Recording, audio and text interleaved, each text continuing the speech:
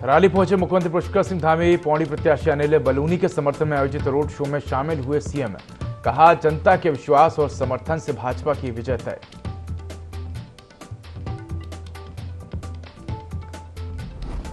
लोकसभा चुनाव में प्रधानमंत्री मोदी की डिमांड। भाजपा संगठन ने हाईकमान से 5 सीटों पर पीएम मोदी की जनसभा कराने का भेजा प्रस्ताव। 16 केंद्रीय नेताओं की रैली की मांग की।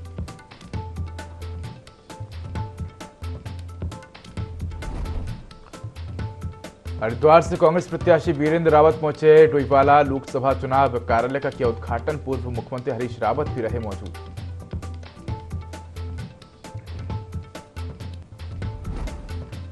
कांग्रेस नेता हरक सिंह रावत और उनकी पुत्रवधू अनुकृति गुस्साई की बढ़ सकती है मुश्किलें। ईडी ने दोनों को पूछताछ के लिए किया तलब। पखरू टाइगर सफारी निर्माण घपले में अवैध लेन देन का है आरोप।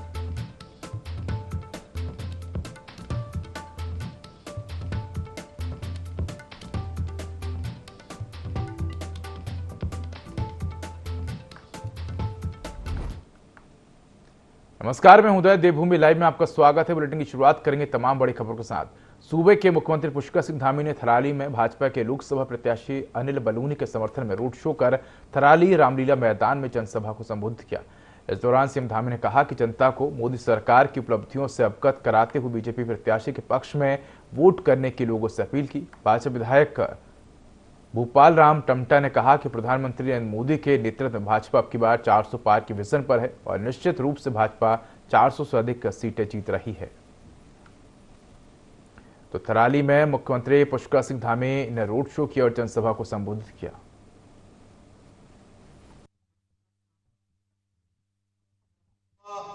के चुनाव की जो घड़ी है वो लगातार आगे बढ़ रही है और आज 29 तारीख हो गई है। 29 तारीख से 19 तारीख तक अगर हम सब दिन गिन लें तो कुल 20 दिन होते हैं, क्योंकि 31 मार्च का महीना है और 18 तारीख को 17 तारीख को चुनाव प्रचार बंद हो जाएगा। यानी कहने के लिए कुल 18 दिन का समय हमारे पास है और 19 तारीख को उत्तराखंड का मतदान होना है। भाइयों बहनों, आज मैं हमारे इस लोकसभा गढ़वाल लोकसभा के प्रत्याशी और जिनका एक लंबा राजनीतिक सामाजिक अनुभव रहा है, बहुत स्थानों पर इन्होंने काम किया है। राष्ट्रीय मीडिया प्रमुख के नाते भी ये काम कर रहे हैं, राज्यसभा में भी काम किया है, प्रदेश के अंदर राज्य सरकार में भी काम किया है। तो इनका अनुभव हमारे पूरे इस क्षेत्र को मिलना है और इन्हीं के लिए मैं आज आप सबके बीच में आपसे निवेदन करने के लिए, आपसे समर्थन मांगने के लिए, आपका आशीर्वाद मांगने के लिए आप सबके बीच में। उत्तराखंड के उधम सिंह नगर के नानक मत्ता में कार सेवा डेरा प्रमुख नानक मत्ता बाबा तरसेम सिंह की हत्या कर दी गई। मोटरसाइकिल से आए अज्ञात हमलावरों ने बाबा तरसेम सिंह को गोलियों से छलनी कर दिया था। इस हत्याकांड के बाद सीएम पुष्कर सिंह धामी लोकसभा प्रत्याशी अजय भट्ट के साथ नानक मत्ता गुरुद्वारा कैंप पहुंचे। सीएम धामी ने नानक मत्ता गुरुद्वारा डेरा प्रमुख बाबा तरसेम सिंह को श्रद्धांजलि दी। सीएम ने पुलिस महानिदेशक को दोषियों पर सख्त कार्रवाई करने के निर्देश दिए हैं।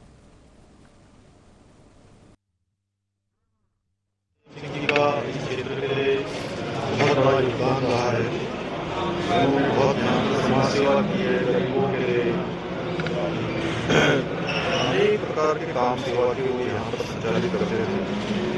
इस प्रकार की उनकी हत्या से निश्चित रूप से यहाँ समाज को बहुत बड़ी क्षति हुई है और जिन्होंने भी ये जघन्य अपराध किया है, कानून अपना काम करेगा, पुलिस अपना काम करेगी और कोई कहीं से भी किसी के सुराग जुड़े होंगे तो उनको पकड़ा जाएगा और उनको सही सजा जो देनी है कानून वो सजा उनको।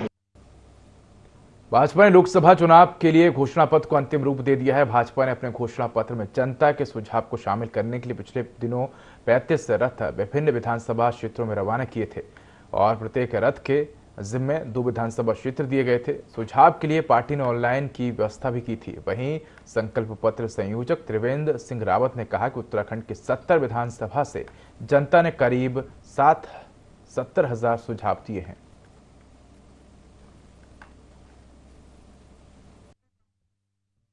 देखिए, वो कहीं किसी के सुझाव नहीं है।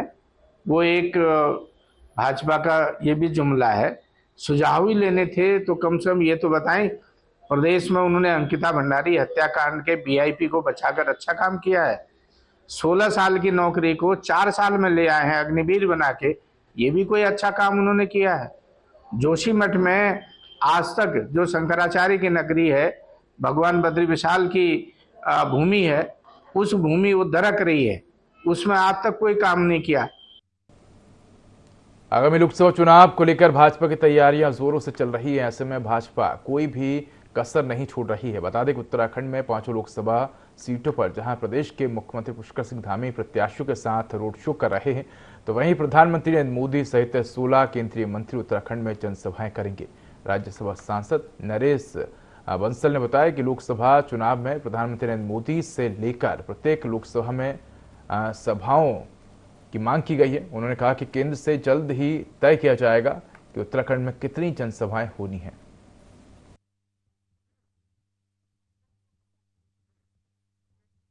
हमने प्रधानमंत्री जी सहित 16 केंद्रीय नेताओं के सभाएं मांगी हैं। प्रधानमंत्री जी की हमने पूरे 5 लोकसभा में, प्रत्येक लोकसभा में एक एक सभा यानी 5 सभाएं मांगी हैं। अब केंद्र के द्वारा तय करके जितनी हमको उनकी सभाएं मिलेंगी, उसके अनुसार हम स्थान का चयन करेंगे कि कहाँ कहाँ पर उनकी सभा करानी है। भाजपा मीडिया सेंटर में प्रदेश प्रवक्ता रविंद्र जुगरान ने एक प्रेस वार्ता कर कांग्रेस के पौड़ी लोकसभा प्रत्याशी गणेश कोतियाल पर निशाना साधा। उन्होंने कहा कि गणेश कोतियाल अपने शपथ पत्र में खुद को मुंबई का निवासी बताते हैं। वे कहते हैं कि उनका कारोबार भी मुंबई में है। इस पर उन्होंने कटाक्ष करते हुए कहा कि ऐसे में वे अपने आप को कैसे पौड़ी का बेटा कहकर लोगों से वोट की अपील कर रहे हैं।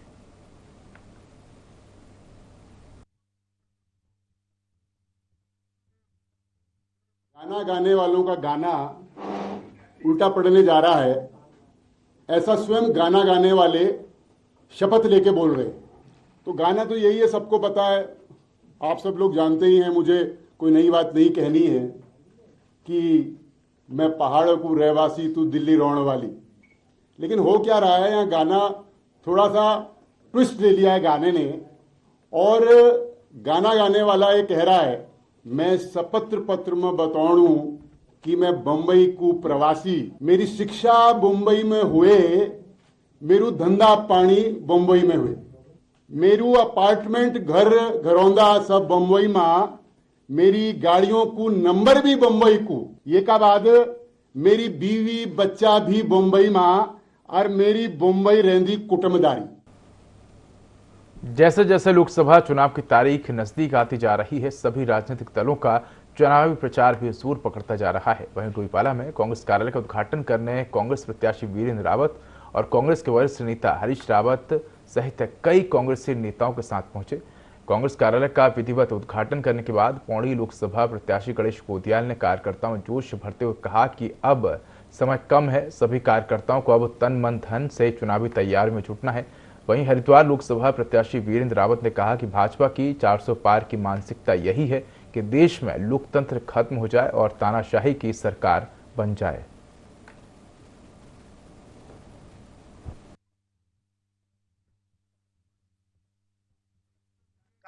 कल्याण, विकास, बेरोजगारों के लिए रोजगार, महंगाई को नियंत्रित करना, भ्रष्टाचार का खात्मा और जो अराजकता है उस अराजकता की समाप्ति, जो लोगों से जुड़े, जनता जनार्दन से जुड़े मुद्दे हैं, उन्हीं पर कांग्रेस और अलायंस हमारा गठबंधन चुनाव है। 400 पार किस मानसिकता को दर्शाता है? उनके पीछे मानसिकता ये है कि देश में लोकतंत्र खत्म हो जाए, तानाशाही की सरकार बन जाए, और वो 400 पार इसलिए मांग रहे हैं ताकि संविधान को बदल सके। लेकिन भारत की जनता का लोकतंत्र में पूर्ण विश्वास है, अंबेडकर जी द्वारा बनाए गए संविधान पर हमको विश्वास है, और हम इसको बदलने, किसी को भी इसको छेड़छाड़ करने नहीं देंगे। आज पूरे न सिर्फ उत्तराखंड का बल्कि पूरे देश का युवा बेरोजगार है। घर घर में एक बेरोजगार जो है बैठा हुआ है। ये दंश जो है हर घर झेल रहा है। महंगाई का दंश हमारी महिलाएं झेल रही हैं। इन सभी मुद्दों को लेकर हम जनता के बीच में जाएंगे। नानकमत्ता साहिब गुरुद्वारे में सुबह डेरा प्रमुख सेवक तरसेम सिंह की 2 बाइक सवार बदमाशों ने हत्या कर दी। हत्या के बाद दोनों बदमाश घटना से फरार हो गए। सीसीटीवी के आधार पर दोनों आरोपियों की तलाश की जा रही है। मामले की गंभीरता को देखते हुए मुख्यमंत्री पुष्कर सिंह धामी के निर्देश पर एसआईटी का गठन कर दिया गया है। वहीं केंद्रीय एजेंसी से आरोपी के बारे में जानकारी जुटाने की कोशिश की जा रही है। आईजी नीलेश आनंद भरणे ने बताया कि जल्द मामले का खुलासा करके हत्या के पीछे का उद्देश्य का पर्दाफाश किया जाएगा।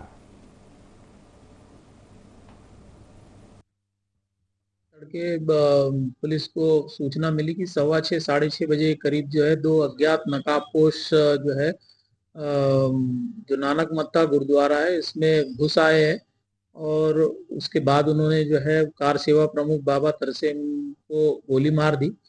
घटना पर जो है पुलिस तत्काल मौके पर पहुंची है और उसके बाद उनको अस्पताल ले जाया गया जहां जो है उन्हें मृत घोषित किया गया है। इस वक्त तमाम हमारे जितने जिले के आला अधिकारी है जो है हमारे एसएसपी डीआईजी सारे मौके पर मौजूद है, शिनाख्त की जाएगी। इसके अलावा जो है घटना के पीछे जो मोटिव है उसको भी जल्द से जल्द जो है खुलासा किया जाएगा और पूरे घटना के पीछे का जो है पर्दाफाश जल्द से जल्द किया जाएगा। नानकमत्ता फायरिंग में गंभीर रूप से घायल हुए डेरा प्रमुख सरदार तरसेम सिंह की खटीमा में इलाज के दौरान मौत हो गई। सुबह 2 बाइक सवार बदमाशों ने डेरे के बाहर तरसेम सिंह पर फायरिंग कर दी। जानकारी के अनुसार सुबह सरदार तरसेम सिंह डेरे के परिसर में बैठे थे, जहां पहले से घात लगाए 2 बाइक सवारों ने ताबड़तोड़ फायरिंग कर दी, जिसमें बाबा तरसेम सिंह गंभीर रूप से घायल हो गए थे। आनन फानन में उनके समर्थकों ने उन्हें खटीमा के निजी अस्पताल में भर्ती कराया था, जहां उनकी मौत हो गई। मौत की पुष्टि एसएसपी मंजूनाथ ने की है और आपको बता दें कि एसएसपी डॉक्टर मंजूनाथ ने कहा कि जल्द हमलावर पुलिस की गिरफ्त में होंगे। 6:15 और 6:30 के बीच में तो बाबा जी अपना नित्य कर्म करते हुए यहाँ पे एक कुर्सी में बैठे थे डेरे के अंदर। तो एक बाइक में 2 लोग आते हैं, दोनों पगधारी लोग हैं, बेसिकली पग पहने हुए 2 लोग आते हैं और बाइक में ठीक ठाक स्पीड मतलब मीडियम स्पीड में आते हैं और दूर से ही एक लॉन्ग वेपन से एक गन शॉट मारते हैं। तो तब बाबा जी उठ के थोड़ा सा आगे इधर देखते हैं, तब तक वो फिर से मुड़ के एक और गन शॉट मारते हैं। कुल मिला के 3 सेकंड के अंदर, मात्र 3 सेकंड के अंदर 2 गन शॉट मार के ये ठंडे कुएं वाला रास्ते से चले जाते। दोनों का क्लियर फोटोस आ रहे हैं। सिख है, दोनों जो है आइडेंटिफाइड है, मतलब हुलिया वुलिया सब कुछ आइडेंटिफाइड है। हॉस्पिटल में काफी देर के इलाज के बाद जो है उनको मृत घोषित कर दिया गया है और हम काम करेंगे और इनको मुंह तोड़ जवाब भी देंगे और कानूनी रूप से दें तो इनको तो सख्त से सख्त एक्शन इनके ऊपर हम। लोहाघाट के राजकीय इंटर कॉलेज का पीएम श्री विद्यालय के लिए चयन हुआ है। स्कूल प्रबंधन ने इसे मील का पत्थर बताया है। प्रधानाचार्य श्यामदत्त चौबे ने बताया कि स्कूल के विकास कार्यों के लिए इस योजना के तहत 2 करोड़ 25 लाख रुपए के प्रस्ताव मांगे गए हैं। पीएम श्री योजना का उद्देश्य राष्ट्रीय शिक्षा नीति 2020 के तहत उच्च शिक्षा वाली गुणवत्ता के साथ शिक्षा प्रदान करना है।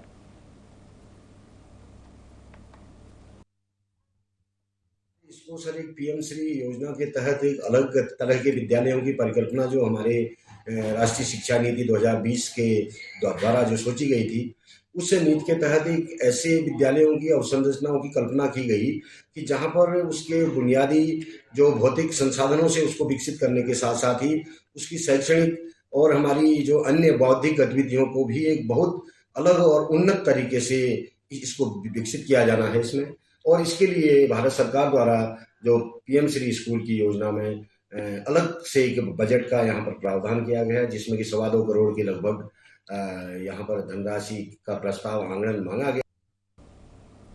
प्रदेश में जहां प्रथम चरण में ही लोकसभा चुनाव होने जा रहे हैं, प्रदेश की सभी सीटों पर 19 तारीख को मतदान होगा।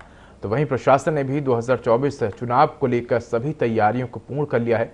मतदाता सूची को अंतिम रूप दिया जा रहा है। डोईवाला एसडीएम और उप जिला निर्वाचन अधिकारी अपर्णा ढोटियाल ने बताया कि डोईवाला विधानसभा में लगभग 190 पोलिंग बूथ पर मतदान होना है, जहां 1,75,619 मतदाता प्रत्याशियों के भाग तय करेंगे।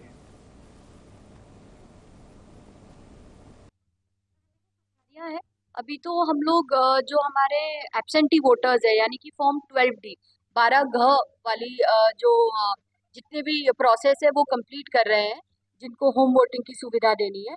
इसके अलावा हम लोग इस बार जो हमारा एक एम है कि 75% से ज़्यादा मतदान हो, तो इसके लिए विभिन्न जो सुविधाएं हैं जैसे शौचालय हो गई, पीने का पानी हो गया, और शेड की व्यवस्था हो गई। अन्य हम सभी सुविधाएं अपने बूथों पे दुरुस्त करवा रहे हैं। पोलिंग बूथों तक उन्हें हम लोग सुविधा प्रोवाइड करेंगे आने की।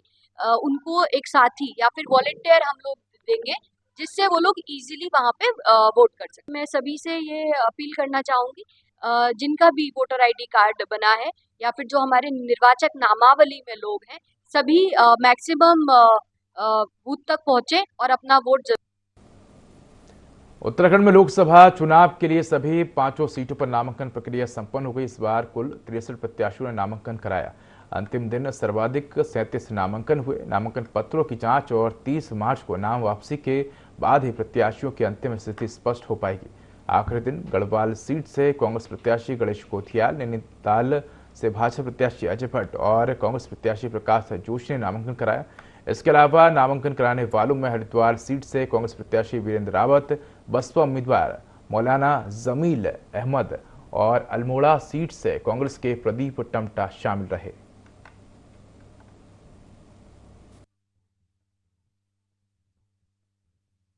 आंकड़े अभी प्राप्त हुए हैं क्योंकि लेकिन अभी कुछ जनपदों में कार्रवाई चल रही है, इसलिए अंतिम आंकड़े मैं नहीं दे पाऊंगा। अगर आप फिर भी अगर अभी तक की जो जानकारी है अगर मैं साझा करना चाहूँ तो मैं ये बताना चाहूँगा।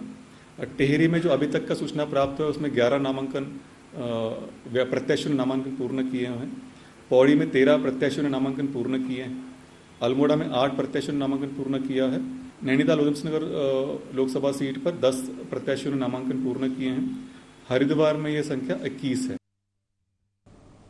हरिद्वार लोकसभा सीट से बीजेपी प्रत्याशी एवं पूर्व मुख्यमंत्री त्रिवेंद्र सिंह रावत धुआंधार चुनाव प्रचार कर रहे हैं। हरिद्वार लोकसभा की सभी विधानसभा में कार्यकर्ताओं के साथ बैठक कर चुनाव की रणनीति भी बना रहे हैं। हरिद्वार विधानसभा में त्रिवेंद्र सिंह रावत द्वारा बीजेपी कार्यकर्ताओं के साथ बैठक की गई। भारी संख्या में कार्यकर्ताओं को देखकर त्रिवेंद्र सिंह रावत उत्साहित नजर आए। वहीं हरीश रावत द्वारा दिए गए बयान पर कन्नी काटते नजर आए और ऊधम सिंह नगर में नानक मत्ता में कार सेवा डेरा प्रमुख बाबा तरसेम सिंह की हत्या पर दुख जताया।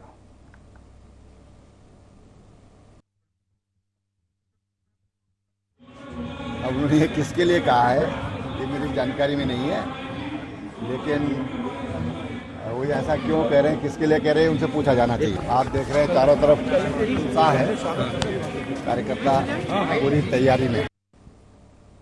उत्तराखंड में 5 लोकसभा सीटों को लेकर तैयारियां जोरों से चल रही है, तो वहीं राजनीतिक पार्टियों में आरोप प्रत्यारोप का दौर भी शुरू हो गया है। बता दें कि कांग्रेस ने भाजपा के पूर्व मुख्यमंत्रियों पर लोकसभा चुनाव के दौरान उन्हें दरकिनार करने का आरोप लगाया है। तो वहीं राज्यसभा सांसद नरेश बंसल ने कांग्रेस पर पलटवार करते हुए कहा कि कांग्रेस को हमें सीख देने की आवश्यकता नहीं है, कोई भी मुख्यमंत्री लोकसभा चुनाव में दरकिनार नहीं है। हमको सीख देने की आवश्यकता नहीं है। हम प्रत्येक कार्यकर्ता का के अनुसार उपयोग करते हैं। हमारा कोई मुख्यमंत्री साइडलाइन नहीं है। हम चुनाव में हर एक का उपयोग करने वाले हैं और वैसे भी करते रहे। हमारा कोई मुख्यमंत्री निष्क्रिय नहीं। उत्तराखंड के पूर्व मंत्री हरक सिंह रावत को फिर ईडी का समन जारी हुआ है और समन के मुताबिक उन्हें 2 अप्रैल को पेश होना है, और जिसके बाद कांग्रेस पार्टी ने सरकार पर केंद्रीय एजेंसियों के दुरुपयोग का आरोप लगाया। कांग्रेस का कहना है कि राजनीतिक बदले की भावना के तहत सरकार विपक्षी दलों के नेताओं को दबाना चाहती है। पार्टी के संगठन उपाध्यक्ष मथुरा दत्त जोशी का कहना है कि यदि किसी नेता ने गलत किया है तो सुसंगत धाराओं में भी कार्रवाई की जा सकती है, लेकिन बार बार विपक्षी दलों के नेताओं को सीबीआई, ईडी, इनकम टैक्स जैसी एजेंसियों के माध्यम से डराना दुर्भाग्यपूर्ण है। केंद्र की भाजपा सरकार विपक्षी दलों के नेताओं को जानबूझकर राजनीतिक बदले की भावना से इन केंद्रीय एजेंसियों के माध्यम से धमका रही है।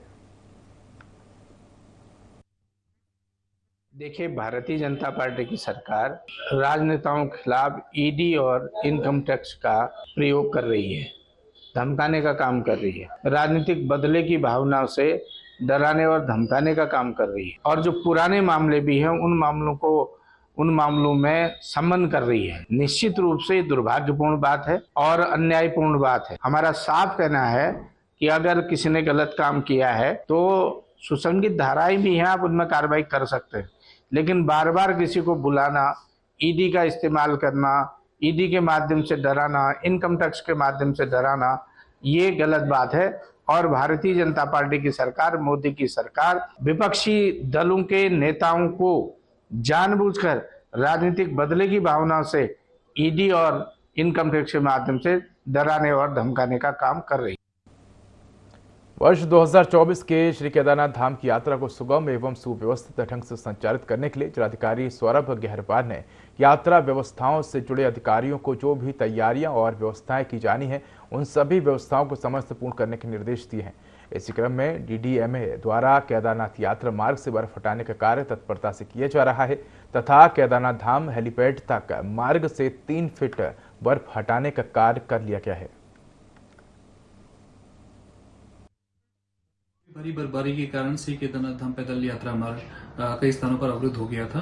रामबाड़ा से श्री केदारनाथ धाम के बीच 5 से 6 स्थानों पर ग्लेशियर आने से वह पैदल मार्ग पर 3 से 4 फीट बर्फ गिर जाने से रास्ता अवरुद्ध हो गया था। श्री केदारनाथ धाम मास्टर प्लान व श्री केदारनाथ धाम यात्रा के दृष्टिगत मार्ग को सुचारू किया जाना आवश्यक था, जिस हेतु लोनी गुप्तकाशी द्वारा 100 मजदूरों की टीम को डिप्लॉय किया गया, जिसमें मजदूरों द्वारा ग्लेशियर काटकर लगभग 10 से 12 फीट की हाइट की ग्लेशियर काटकर रास्ता बनाया गया। वर्तमान में रास्ता बनाते हुए टीम श्री केदारनाथ धाम पहुंच चुकी है। वहां पे बर्फ हटाने का कार्य प्रगति पर है और अभी भी श्री केदारनाथ धाम में लगभग 2 से 3 फीट का बर्फ पड़ी हुई है, जिसको हटाने का काम मजदूरों द्वारा किया जा रहा है। राजकीय इंटर कॉलेज लोहाघाट में उत्तराखंड बोर्ड परीक्षा का मूल्यांकन कार्य शुरू हो गया है। प्रथम दिवस मूल्यांकन केंद्र पर आए परीक्षकों, अंकेक्षकों और उप प्रधान परीक्षकों को मूल्यांकन पूर्व प्रशिक्षण प्रदान किया गया। यह जानकारी देते हुए मूल्यांकन केंद्र के उप नियंत्रक प्रधानाचार्य श्यामदत्त चौबे ने बताया कि मुख्य शिक्षा अधिकारी सहित अन्य शिक्षकों को प्रशिक्षण दिया गया। मुख्य शिक्षा अधिकारी ने सभी परीक्षकों और को पारदर्शी एवं ईमानदारी से मूल्यांकन कार्य करने की बात कहते हुए त्रुटि रहित मूल्यांकन करने की अपील की।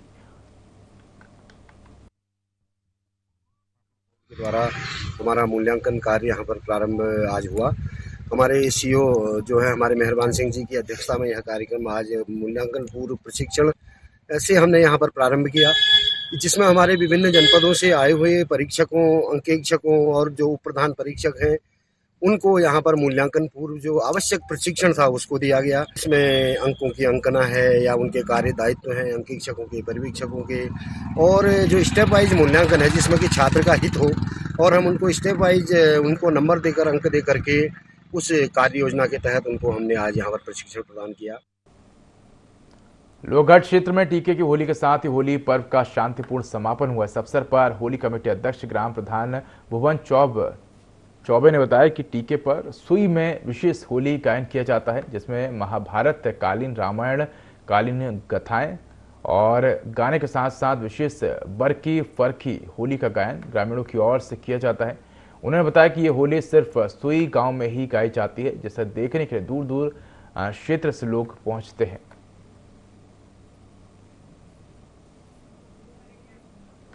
तो लोहाघाट क्षेत्र में टीके की होली के साथ ही होली का पर्व शांतिपूर्ण तरीके से समापन हुआ। इस अवसर पर होली कमेटी अध्यक्ष ग्राम प्रधान भुवन चौबे ने बताया कि टीके पर सुई में विशेष होली गायन किया जाता है, जिसमें महाभारत कालीन, रामायण कालीन गाथाएं गाने के साथ साथ विशेष बरकी फिरकी होली का गायन ग्रामीण की ओर से किया जाता है। तो फिलहाल इस बुलेटिन में इतना ही। खबरों का अधिक अपडेट के लिए देखते रहिए IND24। नमस्कार।